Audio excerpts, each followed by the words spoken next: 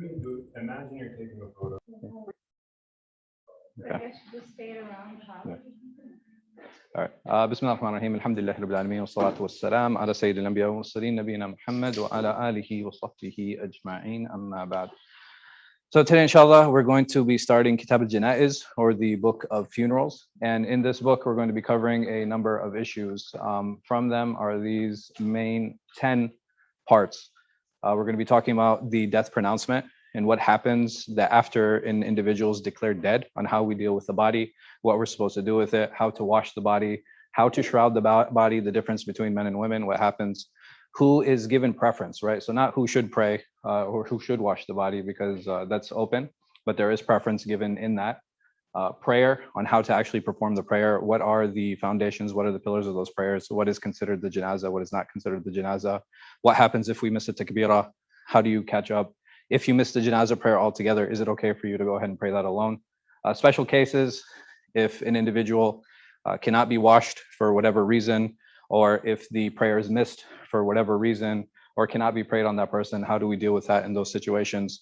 How to actually perform the burial, the difference between the lahad method and the shaq method, on what those are, and how the body is to be dealt with in both those situations.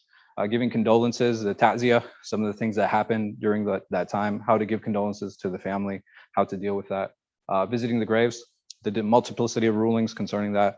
We're going to talk about that also, inshallah. And then good deeds on behalf of the deceased. So a lot of times people will do certain things on behalf of the deceased. What is considered mashru', what is something that the Prophet sallallahu alaihi wasallam actually did in his lifetime, and what is some things that the companions and those that after him allowed and that they did. And what kind of limitations are there on this? So some modern manifestations of this and some of the things that happen. For example, slaughtering in the name of the dead. Is that okay? Is that permissible? Making dua, obviously, what types of dua, doing a khatam, reading the Quran. These are all modern manifestations and things that people do.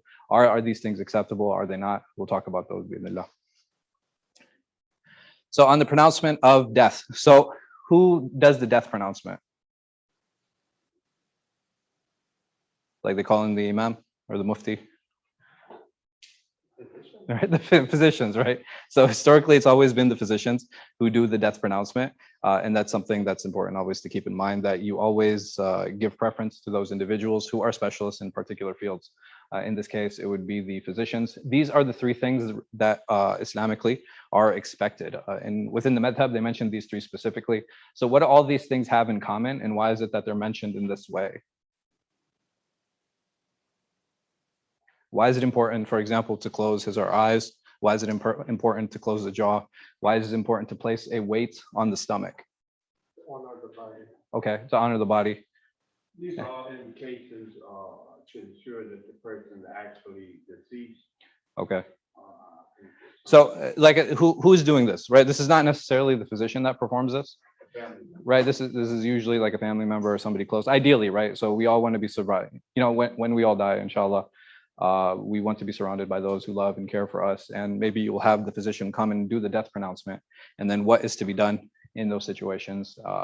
But these three specifically, Nazim had mentioned a good point, which was, okay, how would this be honoring the dead? So it doesn't look weird. It doesn't look strange. Right. So the thing is, when the dead is being presented, or when the dead is being spoken of, or when the dead is being put out in front of the prayer, or being taken for washing, or people are there at that time, it looks bad, right? It looks bad with the eyes open. It looks bad with the mouth open. And the last one here, why is there a weight that's placed on the stomach? Refuge. I'm sorry. I think that the air in the stomach. So what about that? What happens? It would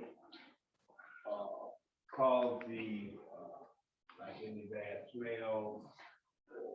So what is putting that weight on the stomach going to do? Air. It's going to it's going to push the air. Out.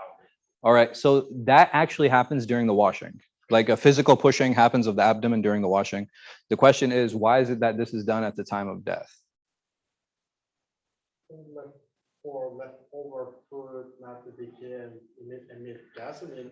Okay. Inflates the stomach. Exactly. So what happens during death is actually the stomach gets inflated, right? The gases in the stomach fill up, and all of these three things, again, they fall in line with not making the person's dead, right? We don't want to. He's already in a bad state. She's already in a state where obviously they have no control over their body and what's happening. We want to try to give them a honorable look as we can. Even within different religions and different cultures, what are some things that happen and what do they do for the dead? Right, they do embalming. Why do they embalm the body? Right, it's to look presentable. They put it in front of the people usually when they have a wake, right, which is the Christian ceremony where people come in and they try to honor the dead and they make prayers for the dead. They'll dress up the body, they'll put makeup, they'll embalm it, right? They'll do all of those things to prevent the smell and to prevent all of these things. Like Islamically, why don't we do those things? I'm sorry? Sorry, say no.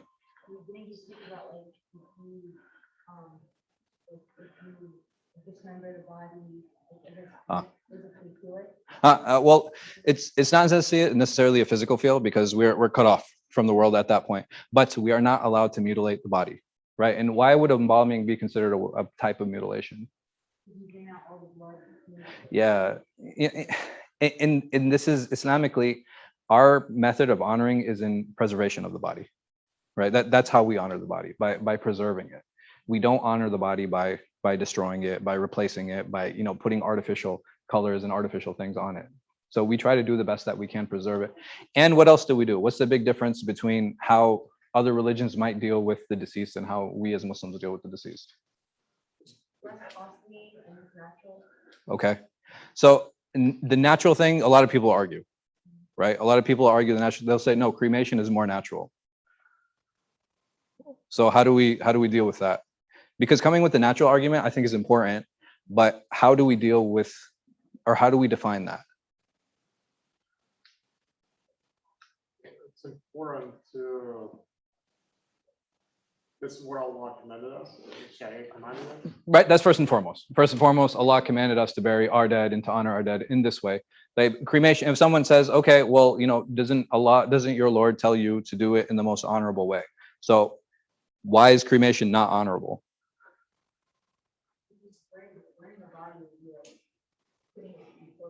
Mm-hmm. Essentially, like you had mentioned before, we're destroying the body, right? We're destroying the body.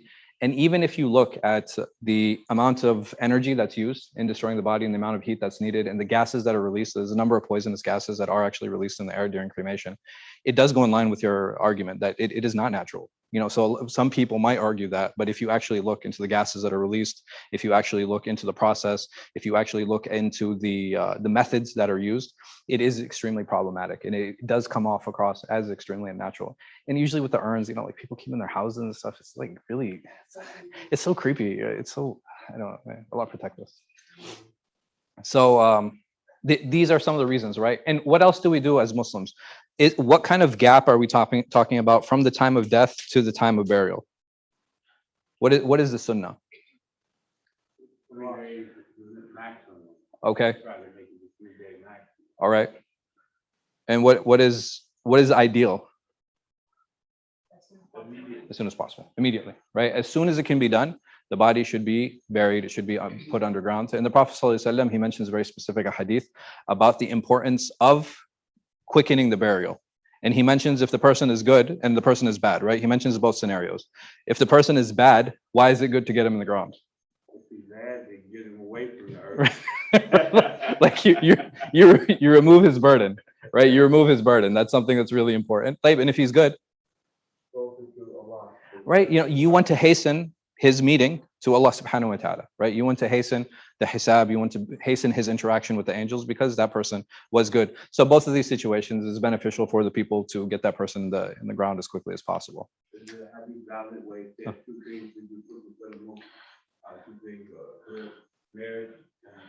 And burial, subhanAllah. Well, I don't know this, but it's good. I don't know if it's a hadith, but it makes sense. Yeah. Mm-hmm. Okay.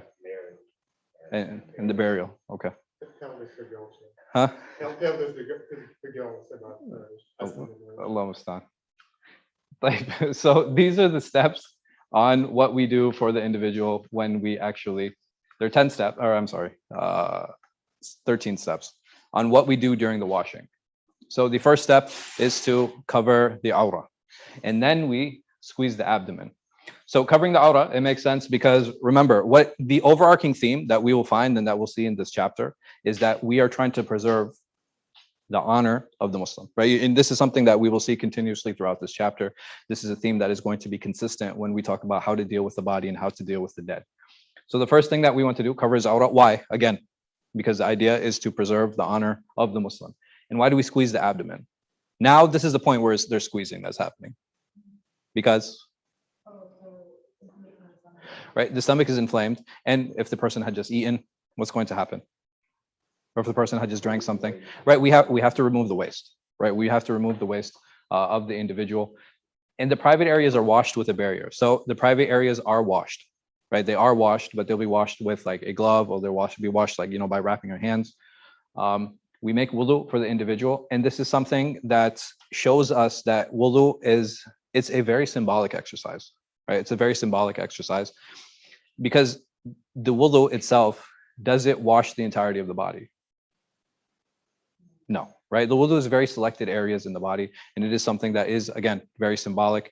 After that, we wash his head, and we wash the beard, and we ground lote tree leaves.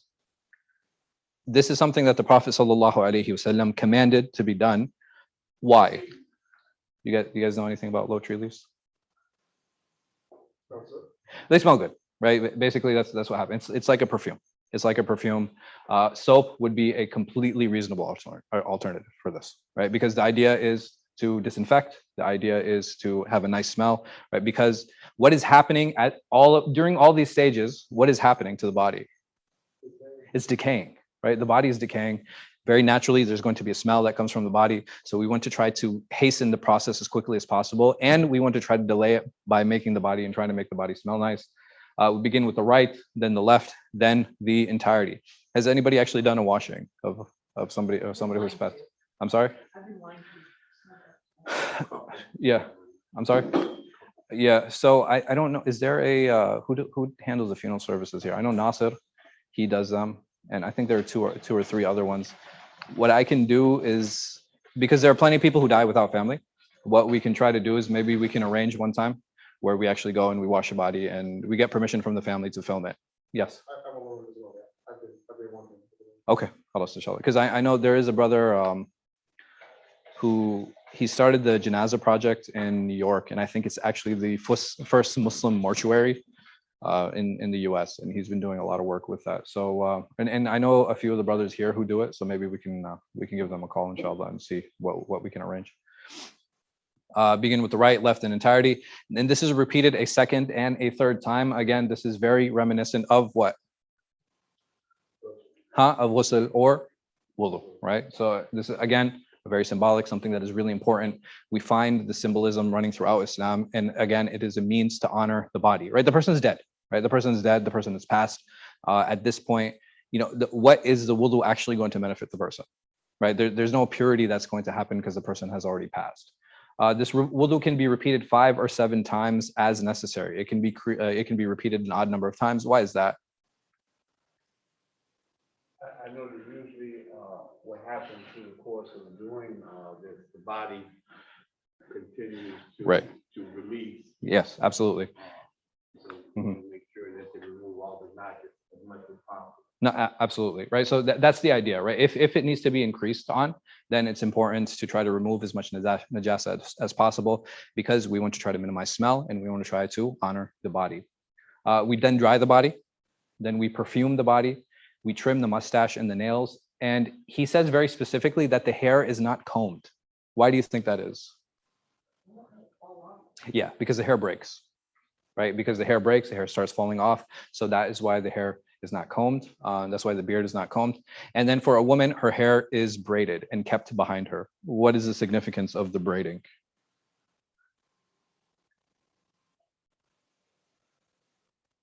Or there is none? Okay, it's to minimize the profile, right? So when the hair is braided and tucked behind, what happens, right? It actually minimizes the profile, like the head doesn't, nothing is sticking up from the head at that point. So and we'll see when we talk about the shroud of the woman, how there are more shrouds for a woman than there are for a man. The entire idea behind it, remember the theme is to honor the Muslim. And if we want to honor the Muslim, we want to try to minimize her profile. We want to try to minimize her silhouette. And this is why you'll see these things. And this is why you'll find these things. So the shrouding, a man is shrouded in 3 unstitched garments. And what do we mean by stitched? By stitched, I don't mean some things that are sewn. Connected, right? Things that are not closed at both ends, right? So if they're not closed at both ends, and this is very similar to what garment? The ihram, right? It's very similar to the ihram. So what kind of parallel do you guys see in that? Or is there not one? The ihram is preparation for what? And I'm sorry? Right, so preparation for Umrah or Hajj, right? In Umrah and Hajj is a type of journey. And this is also, this is your final journey, right? This is our final journey to the akhirah. And wallahu alam, it would seem like that's why that symbolism is there. And which is why you don't have the same limitations for women, right? So for men, they have the 3 unstitched garments. And where do you think these garments go? Or how are they wrapped? And why 3? For the ihram, we usually have 2. But for this, we have 3. Why is that?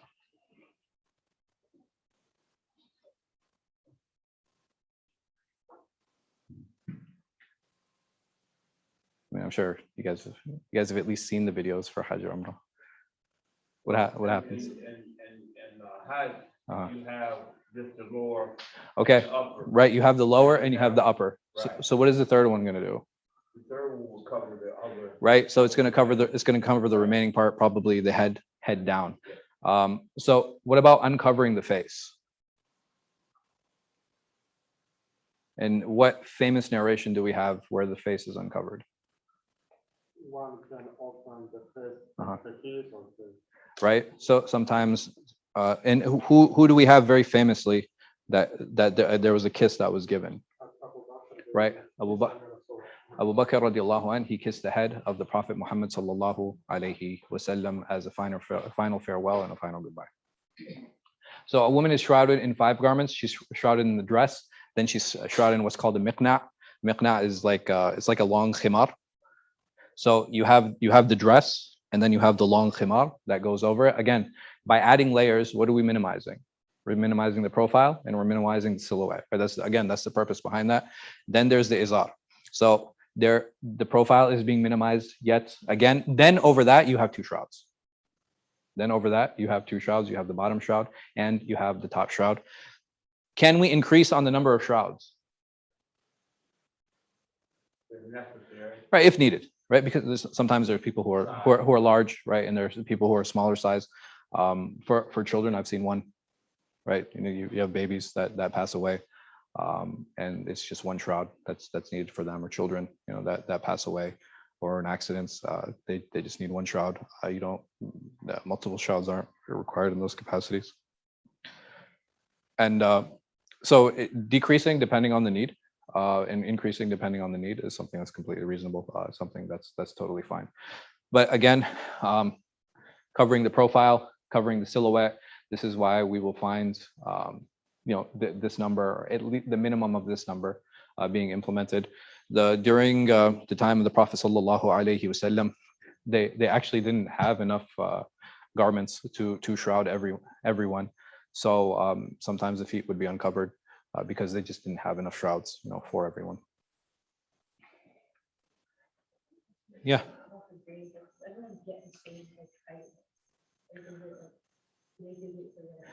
So I think, from what I know, there's a pretty standard size for graves. The only exception is, like, I think children's graves are smaller, but in general there is a standard size, and I believe it actually costs extra if a person is larger than the space. I'm sorry. Yes. So. Interestingly enough, the most expensive piece of land that you will ever buy is a grave. So right now, like, even as expensive as Fairfax is, you're talking about maybe, if it's expensive, like a very pricey house, anywhere between $200 and $300 a square foot, and this is an expensive home. For a grave, you're talking about like $500-600 a square foot.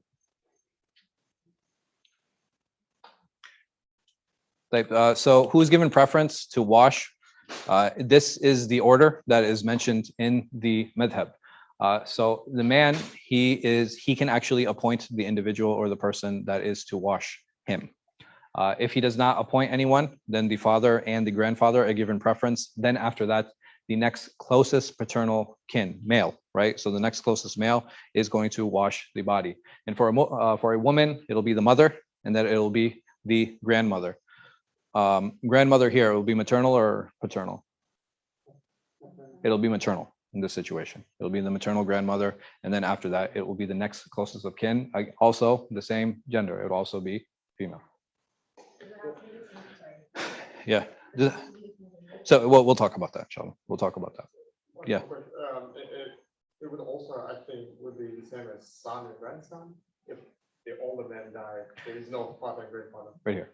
Right. The next. So how do you determine proximity? Proximity is always going to stem from the individual upward and downward. So upward, father, grandfather, great grandfather, etc. And downward be son, grandson, etc. And the same would apply here.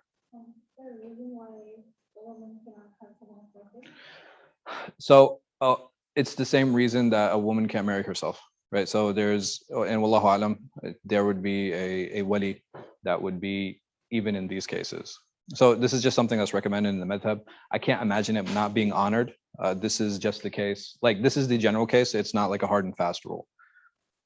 If she didn't leave a will.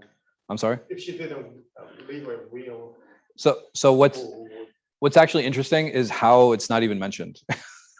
You'll find, like, in the book itself, it's not even mentioned the fact that if she appoints someone, basically what would happen is, like, the mother would still be given preference even if she did appoint someone according to the book.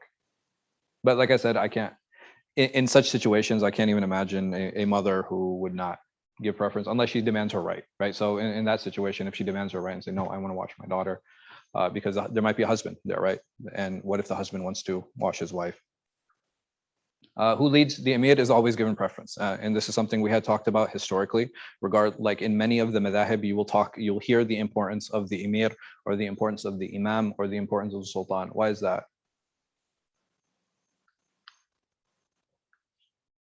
Thanks. The hadith you mentioned about who you give preference to the salah. You mean the salah here, right? We're talking about the salah right here, right? The hadith man at the end. I don't remember the word. That basically someone in authority should be the leader of the salah. So, but the thing is, someone might say, okay, well, this is my closest of kin, and I want to lead, and I want to be the one who leads the prayer. Why is it that you have this emphasis goes down through history? Like, so as you find, like, the formation of different rules, that this is something that is pretty steady throughout. Why is that? All right, and number one, to avoid confusion. I think that's something that's really important. And what did we say about the prayers in general? That not only were they religious a function, they were also a what? They were a political one, right? They were a means to establish authority, right? And because they were a means to establish authority, this is one of those things. Because what happens at a janazah? There can be confusion. Not just there can be confusion, but how is the attendance at a janazah versus maybe like regular prayers? Even here at Darul Hijrah, what do we experience every time there's a janazah? Right, there's a lot of people. And not just that, many of these people, they're not what? They're not regulars. They're not regulars. And this is, again, a means to establish authority, to show the authority, who's in charge, who's the leader of the congregation. And then after that, the father. So the father is going to be given preference in that regard. And then those after him. And we had mentioned previously who these individuals were. Right, so we said father, then grandfather, and then son, and then grandson. So this is how the funeral prayer is performed. After the first takbirah, you recite Fatiha. After second takbirah, salat and salam on the Prophet sallallahu alaihi wasallam, dua Ibrahimiyya. Then the third one is the dua for the mayyit, dua for the deceased. There are a number of different narrations that are mentioned. The most famous of them is the hadith of Abu Huraira. اللهم اغفر لحينا وميتنا وشاهدنا وغائبنا وصغيرنا وكبيرنا وذكرنا وانثانا اللهم احييته منا فاحيي الاسلام وتوفيته منا توفي على الايمان اللهم لا تحرمنا اجره ولا تضلنا بعده او بعدها depending on who it is or بعدهم if it's plural. He mentions a specific dua that we'll mention afterward. Increasing on this dua is not problematic. Then the final takbir is just one taslim to the right side and the prayer is over and the hands are raised for every takbirah. The hands are raised for every takbirah. You can increase on the number of takbirat. You can increase on the number of takbirat. So if an individual does 5, an individual does 6, an individual does 7, all of these are reasonable. There's nothing wrong with that. What would be recited after each of those takbirahs? More dua. More dua. And again, there's nothing wrong with that. This is the one that is mentioned in the book. So basically, this is a combination of a number of different dua that Ibn Qudama has actually brought together. Some of them taken from a hadith, some of them are additions from different individuals who've come down. But basically, it is a request for mercy. It is a request for forgiveness, and that is what the theme of this entire dua is. Because, like we said, the idea is to send the mayyit off. The idea is to send the deceased off in the most honorable way, in the most honorable fashion. So what are the obligations of the prayer? What makes this prayer complete? And if these things are missed out, what happens? Doing the takbirat, right? The 4 takbirat, these are obligations. The Fatiha is an obligation. Sending the prayers and blessings on the Prophet ﷺ, an obligation. Making the supplication, regardless of how small it is, even if I said Allahu Akbar, Allahumma ghfir lahu, may Allah forgive him, and I just did that, then I have completed the minimum requirement for the prayer. And finally, the taslim. This taslim is the ending of the prayer. Any questions on this? Pretty straightforward. So what if I miss the funeral prayer? What do? You can actually make it by yourself, right? You can make it up. And in the madhāhib, you have 1 month to make up the prayer. You can go ahead and pray it by yourself. How does it pray? Where do I pray it? I'm sorry? No, where? Not who. Anywhere. Oh, anywhere. Yes, absolutely. So there are 2 types of prayers that can happen. You have the janazah prayer in absentia, right? Which is called ghaib. And then you have the one in person, which is the regular salat janazah that we all know and that we've all taken part in. And what if the deceased is out of town? Like we said, that you can pray absentia, and we actually deal with the body as if it is physically present. Ideally, when should this happen? When the news reaches you of the deceased. Right, when the news reaches of the deceased, and what else? If in fact they have already had a janazah. Right. So if that person is a place like, for example, I know that I have a family member that traveled to, give me a place that, No, Pakistan, they're still praying him, bro. Go on. Bermuda? All right. Oh, Bermuda. Maybe. Let's use Antarctica. I think that's a good example. So you travel to Antarctica, news reaches of your death. He was just with one partner who was there like on scientific research, and his partner was not Muslim, and he passes away. In that situation, what would we do? We would arrange the Salat al-Janazah al-Ghaib. We would pray the janazah in absentia over him. And that is the ideal situation to pray this. Is it permissible to pray if the janazah has already been made? Is it okay if the janazah has already? Yes, it is something that's permissible. Even in the madhab, it's something that's completely sound. There's nothing wrong with that. Some scholars make it conditional. Other scholars have not. The scholars who make it conditional say that, okay, this is not how it was done during the time of the Prophet ﷺ, and those who do not say that, okay, it's not something that he prohibited either. And there are 2 examples, I think, that we know in the Sunnah that are more well-known. Yes, Najashi is the most famous. The baby that was at the Nasir, who was buried by the Sahaba, and the Prophet wasn't informed. Yeah. So the first one is clear. The second one, it could be argued that it was just repeating the prayer. Right? Because he still went to Baqi. He was like, where is she buried? He went over and he prayed. He repeated the prayer again. And we said that repetition of the prayer, there's no khilaf on. Yeah. What about, I want to ask about that question. What about praying at the grave? Because generally we prohibit praying in the graveyard. Yeah. What about this? No, doing the prayer The regular prayer and the janazah prayer, why would one be allowed and the other not be? Number one, the Prophet ﷺ very categorically prohibited praying at the gravesites. Like, Salat al-Janazah is not actually a salah per se, right? Right, because there's no ruku and there's no sujood. Even if we look at all of the things that are done during the janazah, what are they? They're all dua. I mean, even Fatiha itself is what? Right? Even Fatiha has a dua. This is a dua. This is a dua, right? So you're going and making dua for the deceased is something that nobody says is problematic. So making the janazah actually at the gravesite is something that's completely reasonable. How would I do it? In the same form, So, yeah. standing, Uh-huh. in the same form that you're doing the body within Ahsan. at the janazah. Right, so it's the same thing I would do as if the body was at the masjid or it was at the grounds or wherever, you know, the janazah is made. I would put myself where? So yeah, basically the body would be in front of me, between me and the qibla, right? The body would be between me and the qibla, and I would perform the janazah. So what if we missed a funeral prayer? We already talked about that. Special cases. What if I'm unable to wash the body? Sometimes there are burn cases. Sometimes the body's extremely decayed. There was, subhanAllah, there was a brother that we actually knew. They didn't find out he was dead until 2 weeks later. And he was sitting on his couch. They came in, the body was almost completely decayed. Like, you know, you're talking about like skin eroding, just gapes and gap, you know. And if you put water on the person at that point, what happens? It just erodes that much quicker, right? It erodes that much quicker. So in that situation, in the madhab, you would perform tayammum. You would perform tayammum on that individual, on that person, and that would be enough to bury him. Are there cases where the opposite gender can wash the body? What do you guys think? Right. So one case would be, right, your spouse. That's something that's very clear. A husband can wash his wife, and a wife can wash her husband. That's something that's completely reasonable. Something that's completely permissible. And there's one other case where this can happen.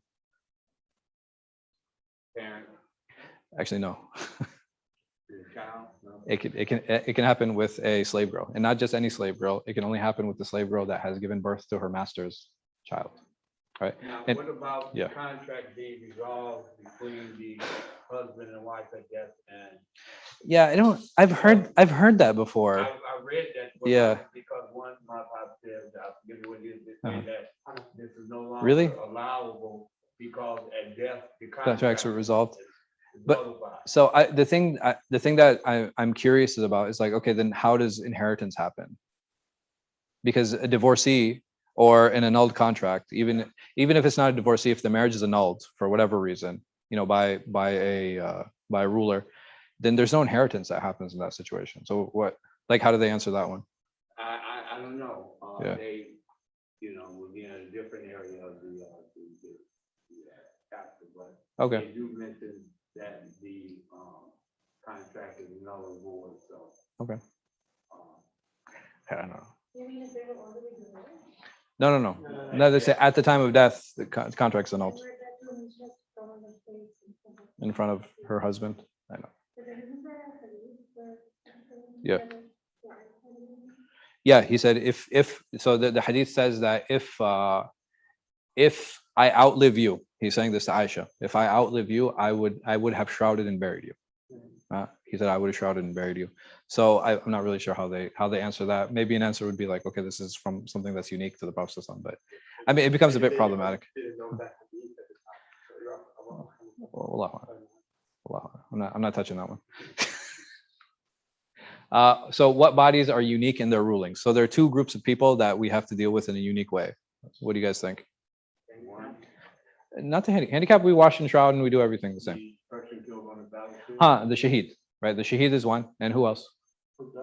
The muhrim, right? So the haji, whether he be on umrah or hajj, the muhrim and the shaheed. So the martyr is actually not washed. The martyr is not washed. His armor is removed. His armor is removed, and whatever clothing he has underneath, he is buried in that. He is not shrouded. He is not washed. He's buried in that way. Again, the idea is, what is the whole theme? To honor the body, to honor the individual. And lastly, the muhrim. So the muhrim is actually washed, right? The muhrim is actually washed, but he is buried in his ihram, right? He's buried in his ihram. Yeah. So, and all the rulings of ihram, associated rulings would still apply to that person. So what can we not do to this person that we did to the person who died normal death? No, you still pray the janazah. Over the margin. No, the martyr, there's no janazah, right? The muhram there is. Yeah. So remember, we consider him in the state of ihram. So what would we not do with this person? Oh, tree. We wouldn't trim. All right, we wouldn't trim his nails and we wouldn't trim his mustache. The burial itself, so bury the body in a lahad type grave. So a lahad is, I'll put up a picture. I'll bring a picture next week, inshallah, but I had totally forgot. But basically, a lahad is an L. Okay, so you dig down into the ground and then you dig a little bit this way. And the reason you dig a little bit this way is because you actually push the body up. Right? Yeah, the body's up on its side, and then that entrance is sealed. The entrance is sealed behind it, and then this area is filled. The shaq type grave is just straight down. It's basically straight down, and what happens is it's like this, and it closes a little bit. It closes a little bit because that, you remember that seal that's here? The seal is put over it, right? So the seal is put over that, and then dirt is put on the body. But this body is also put up on its right side, right? The body is also put up on its right side, facing the qibla. In the madhāhib, you cannot seal it with anything that has been touched by fire. That would include anything that's treated, whether it be clay, whether it be wood, whether it be, any of these things that cannot be used to seal up the grave. It has to be unbaked bricks. And lastly, throwing 3 mounds of dirt on the grave. There are some hadith that indicate that he sallallahu alaihi wasallam did this when an individual passed away, and then the body is covered and the body is buried. Yeah, per person. So is it permissible to build on graves? It is. We have a hadith in Tirmidhi where the Prophet ﷺ forbade plastering graves, writing on them, building over them, and treading on them. All of these would indicate what? That the ruling is? We have 5 rulings in Islam. Where would this fall? Huh? So it would fall under haram. Okay. There's a general agreement that these things are makruh. Al-Athar al-Shaybani, Muhammad ibn Hassan, this is Abu Hanifa's student, he said it was makruh. Al-Madkhal, al-Hajjaj, Maliki Fiqh, he said it's also makruh. Al-Majmu' al-Nawawi also said it is makruh. Al-Insaf, al-Mardawi, Ḥanbali also said it is makruh. How? Why? How?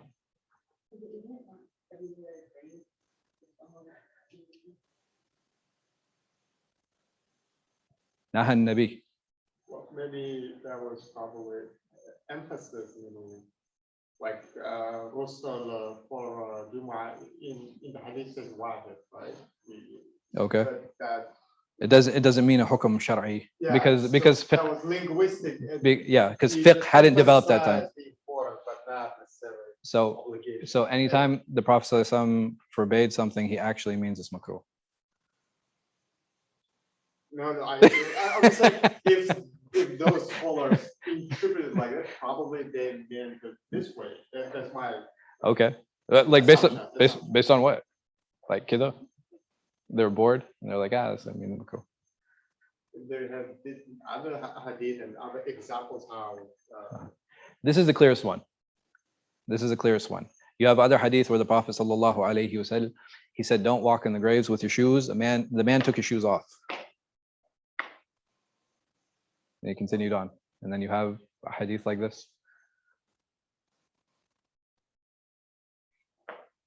No answers?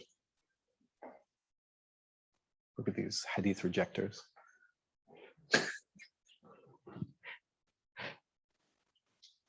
No? Nothing? So to indicate there is a grade, so that. I mean, that's fine. I mean, coming up with the reasoning, doing all those things. Number one, it's very important to understand. Is this wording prophetic? Is this wording prophetic? Not about sahih. Is this a prophetic wording? The Prophet sallallahu alaihi wasallam said. No. There's no qala here. There's no the Prophet sallallahu alaihi wasallam said. You cannot kada wa kada wa kada.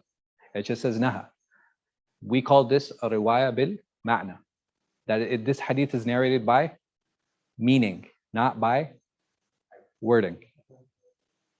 And when you have a hadith that is narrated in wording, then you have to take it directly. But if you have a hadith that's narrated in meaning, then you have room to do what? To say things are disliked and to say things are makruh. And not just that, if we look at all of these things, are these things related to ritual worship? Think about it. Is it telling me how to pray? Is it telling me how to fast, how to give zakat? What would we consider these generally? Adab. Right? These would be manners on how to deal with the graveyard. These would be manners on how to deal with the grave, how to be around them, how to compose ourselves.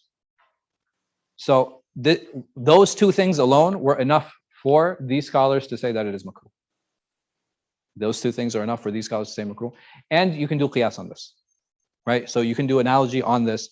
So if you have a hadith that is not narrated in its wording and has to do with mannerisms or has to do with how to deal with others, then the most we can say about the ruling on that, it is what? Makruh. We can't say that it is haram. For example, the Prophet ﷺ, he prohibited coming to the masjid after eating onion, right? So yeah, so he ﷺ prohibited coming to the masjid after eating onions. That prohibition is what? It is makruh, it is disliked. We cannot say that a person will be athim, that he will be sinning if he comes. And why can they do that? The same exact reason. It is not being narrated in wording, it is being narrated in meaning. And it has to do with manners. Yeah. On this topic, isn't there a hadith where Rasulullah commanded Ali to flatten the graves of Yeah, yeah. the kuffar? Yeah. What was No. wrong with that hadith? Absolutely. So the thing is, again, why, even though these buildings were there, and even though these buildings happen, they do happen in the Islamic world, did the Prophet ﷺ prohibit it? I mean, here, I shouldn't say prohibit it. Did he, sallallahu alayhi wasallam, order the companions to destroy the graves and the grave sites and to level them? What about that? No, I'm asking. He ordered it to happen, right? So that order can be an indication of preference, right? Or it can be an indication of an obligation. For Ali, it was what? It was an obligation, right? The Prophet ﷺ is telling him to do something, he has to go and do it. There's no questioning it.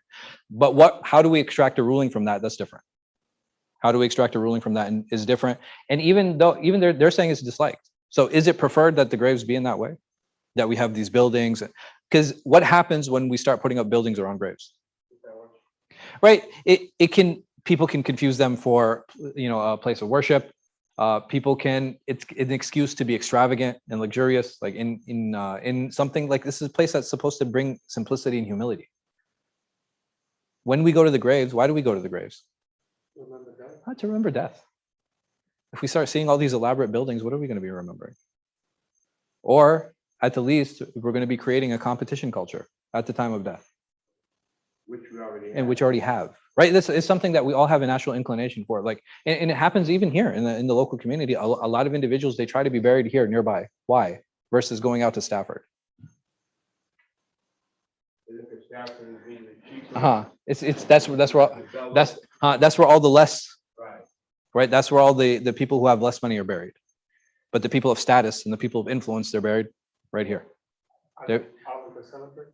Arlington, well, there are a few Muslims that are actually buried there, and you're talking about $50,000 plus a grave, and that's not including like the protocol. That's not including the actual burial. That's just the grave site. So, and the competition's already there. The idea behind this is to destroy that concept, is to remove it, to remove this love from the hearts of the people. Yes.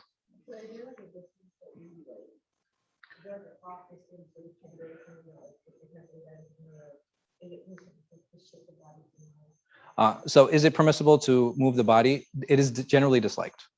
It's generally disliked unless there's a valid reason. What would be a good reason to move a body from one place to another? I'm sorry? The will.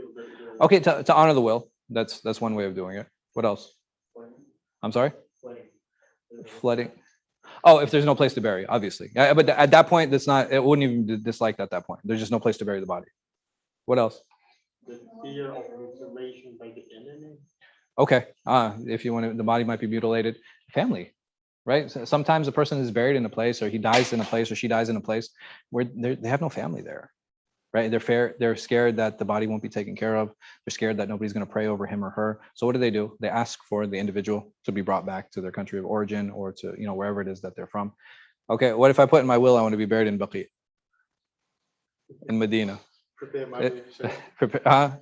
It's like I got my money set aside. It's like I'm gonna be buried in Medina. Is that okay? Again, it's something that's disliked because it leads to the same problems that we have here, right? It leads to extravagance. You know, you start creating this competition culture. You start creating this competition culture between the Muslims. That's something that's, you know, it should be avoided. It's something that should be shunned. So inshallah, we will complete. What else? I think there are a few more. People believe that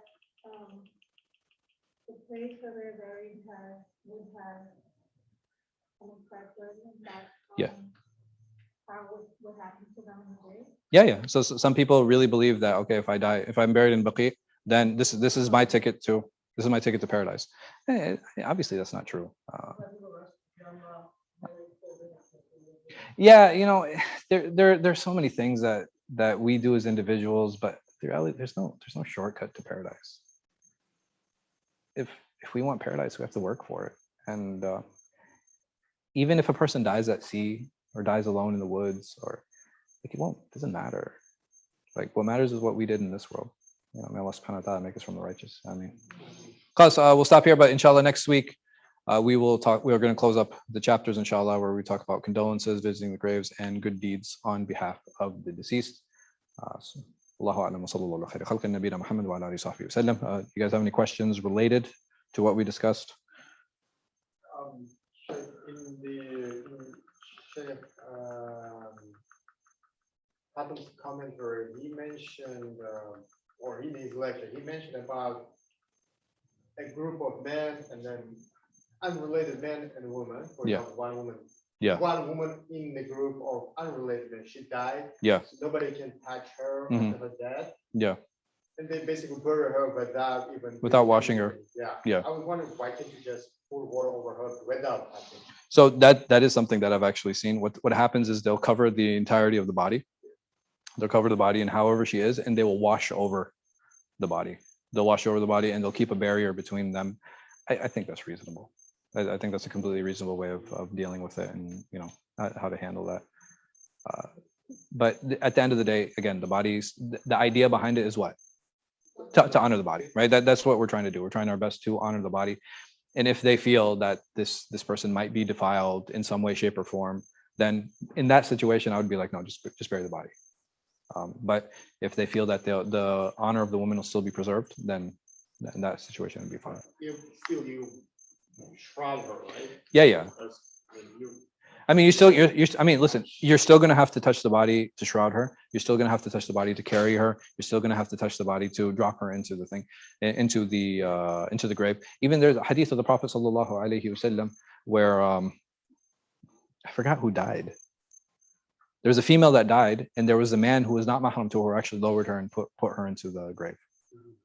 So, but even in that situation, the answer would be what? We do the minimum. No, it's not. I'm saying in that situation, if you have a non-mahram man touching a woman he's not mahram to, how is it okay for him to lower the body?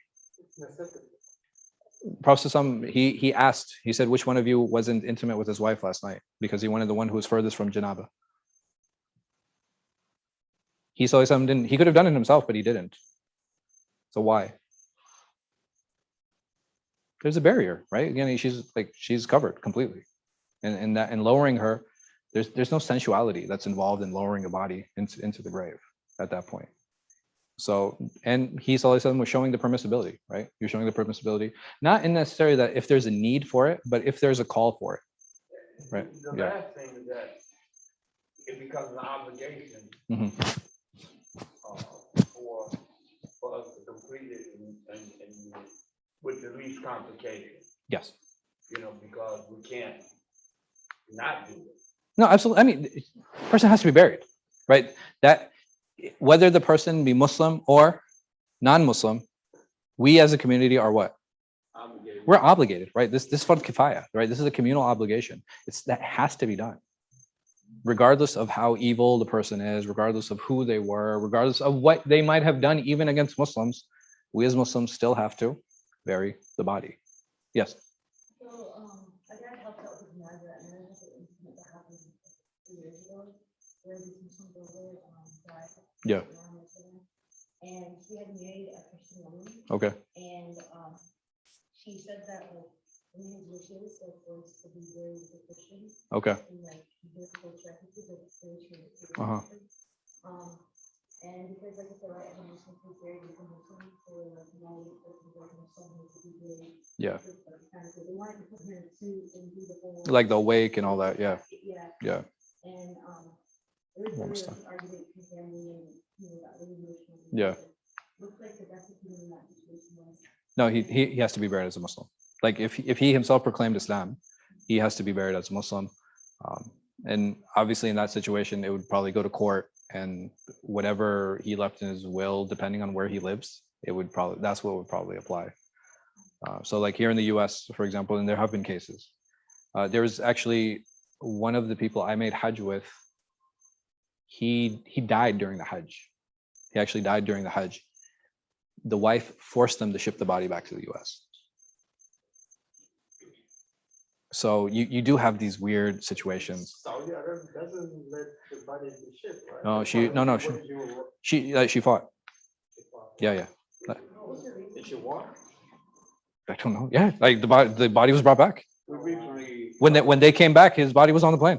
We recently dealt with this topic in the last class, Mm.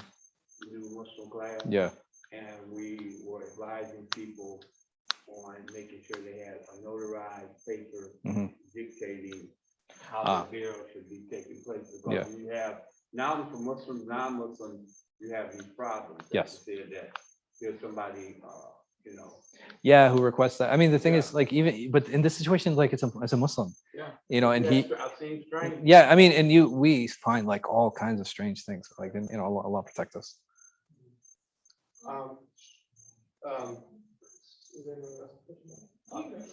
Speaking of the muhrim, you said we don't have the nails. Can we perfume them or not? Yes.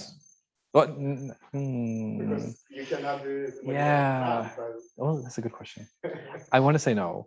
I think you can wash them with soap, but you can't actually perfume them because washing them again was for sanitizing and to prevent the odor. Perfuming, I think it might be. Yeah. They use camphor. Yes. It's really strong. Yeah.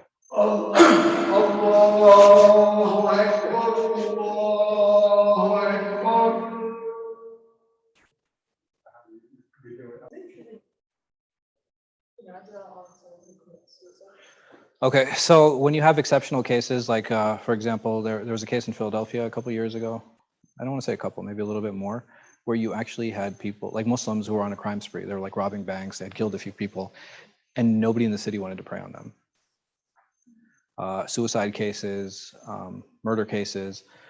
In all of those situations, what should happen ideally is that you don't have the prominent figures in the community praying over that individual to set an example, but somebody has to pray, right? So there has to be somebody in the community who prays on that person or those people, but the leaders of the community should not, right? Again, to set an example and to discourage other people from doing those same sins, because you want people to have like that sense of fear, like, oh man, if I do this, like, and I die, nobody's going to want to pray on me.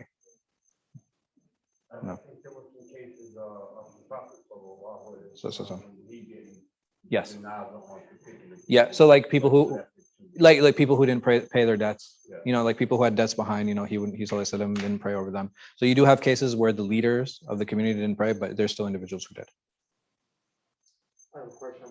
Hold on. No. Sure. Go ahead. All right. In my culture, it's so widespread a rule to pray, to recite the Quran over the bed or over the dead in the graveyard. Okay. As far as I know, Rasulullah never did it. He made dua. Yeah. would you say to that? You have narrations of a number of companions doing those. Ibn Umar, radiallahu anh, there's narrations of him reading Quran at the gravesite. And then you have some other companions who have done it as well. It's not something that I would recommend, but it is something that's kind of culturally passed down. Would you say it's makruh? Or it's haram? I don't know. Or it's in between, so No, I mean I can't even say that, because the thing is, listen, there are certain, when it comes to adhkar, when it comes to dua, when it comes to recitation, like putting limitations on those things that the Prophet ﷺ didn't put limitations on, I find problematic. So people who try to limit it, or who say that okay, well, those are open-ended types of worship, but by you limiting them, this is a problem. Well, I have an issue with that. I have a problem with that. Yeah. Mm-hmm.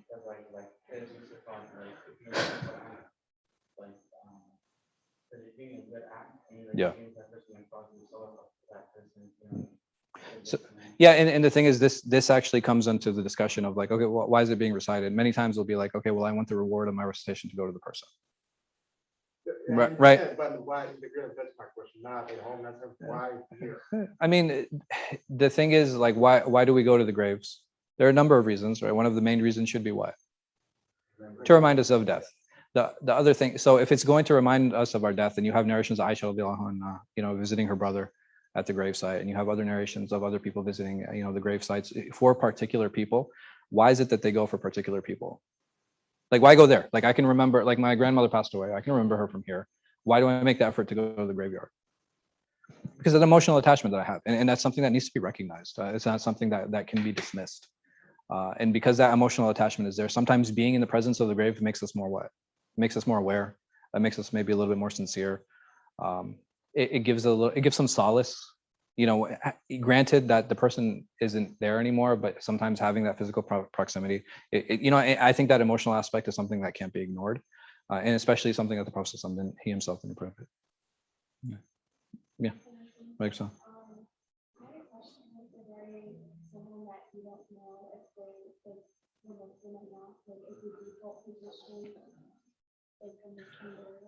So it depends on where it is. So for example, if nobody knew the person and that person died like in a Muslim land, we would assume that person is actually Muslim.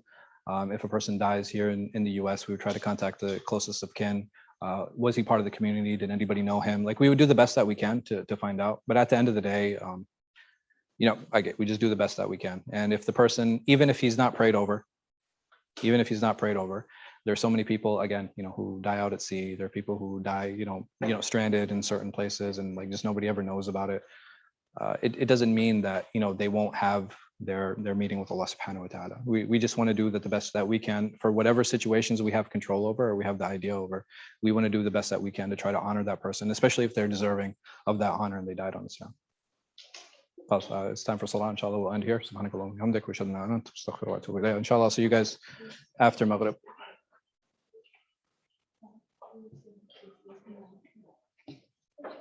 Do we need our